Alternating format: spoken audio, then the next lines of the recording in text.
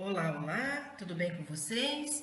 Estamos iniciando então agora a nossa revisão geral da nossa primeira disciplina, Fundamentos Metodológicos do Ensino de História. E nós começamos com esse primeiro slide, o que é história.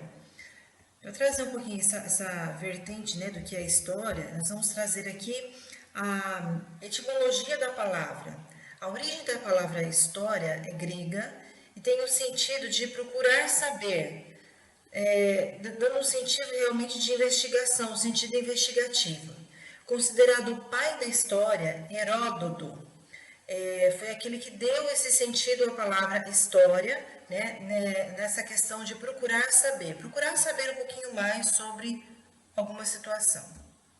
Ao longo das transformações no mundo, a história adquiriu vários significados. Então, procurou-se definir então a história da própria história, mas existem três ideias divergentes sobre o significado da história, que pode ser história como área de conhecimento, história fictícia e história do processo vivido. História como área de conhecimento, nós trouxemos o historiador francês Marc Bloch, que trouxe questões inovadoras para o âmbito da história e do ofício do historiador e é chamado pai da escola dos análises. Uma frase célebre deste professor, historiador, é: a história é a ciência dos homens no tempo. História como ficção, nós já trazemos como uma história. Vou contar uma história para uma criança, a história da Chapeuzinho Vermelho, a história dos Três Porquinhos, a história do Pequeno Príncipe, que é o que está aqui no nosso slide, etimologicamente do latim fictione, declinação de fictio, de fingere, que significa fingir, modelar, inventar. São histórias criadas pelos indivíduos que trazem uma realidade imaginária. Aquele famoso Era uma Vez, né, e aí conta-se uma história, geralmente essas histórias elas são contadas como ficção, histórias infantis, são muito conhecidas. Toda criança passa por esse período de história, mas a história não tem idade. Então, qualquer idade, você pode ler um livro para uma criança, qualquer adulto, qualquer senhor, de idoso. Então, enfim, essas histórias de ficção, história como ficção, histórias de Era uma Vez, né, não existe idade para isso. A história como processo vivido, como vivência, né? O que é vivido, experimentado, as emoções humanas, quer sejam individuais ou coletivas, através da memória, podemos refazê-las, relembrando algo às vezes esquecido, que fora praticado por alguém ou por um grupo social. É aquelas rodas de amigos em que a gente fala assim: lembra quando aconteceu isso aqui, lembra daquela viagem, lembra quando a gente era pequeno, e aí conta uma história.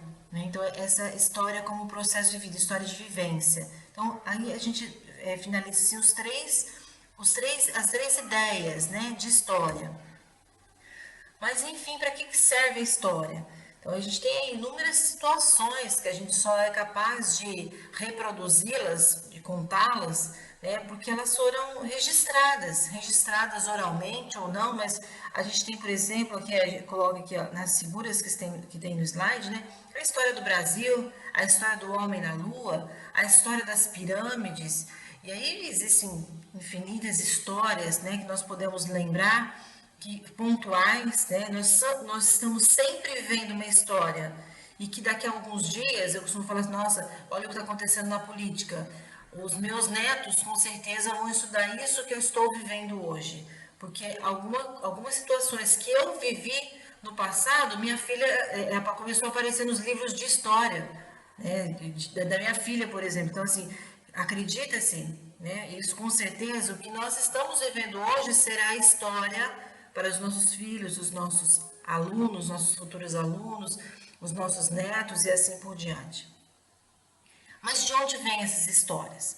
As fontes primárias, né, das fontes históricas, são orais, testemunhos de pessoas vivas que contam as histórias, né, lendas, pessoas que contam, recontam, e aí existe aquela fatídica história realmente de que será que realmente é verdade?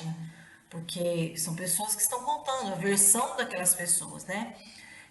Fontes primárias ainda não escritas, então eu pego uma paisagem, eu pego uma obra de arte, uma fotografia, ou mesmo utensílios, eu pego um instrumento musical, um utensílio de cozinha ou de qualquer outro setor, enfim. E aqui, a partir daquelas situações, criam-se as histórias. E as fontes ainda escritas, né? Claro que são cartas, diários, leis, obras literárias, moedas, anúncios, jornais, enfim, qualquer tipo de material escrito. E ainda temos as fontes históricas que são chamadas fontes secundárias, as investigações de outros historiadores que vão vai contribuindo com outro, com outro, com outro, e aí vai formando aquela rede, aquela ramificação imensa, né? E você vai criando uma história a partir de várias fontes, fontes diversificadas. E as contribuições de outras ciências também, né, que vão ajudando a criar aquela fonte histórica.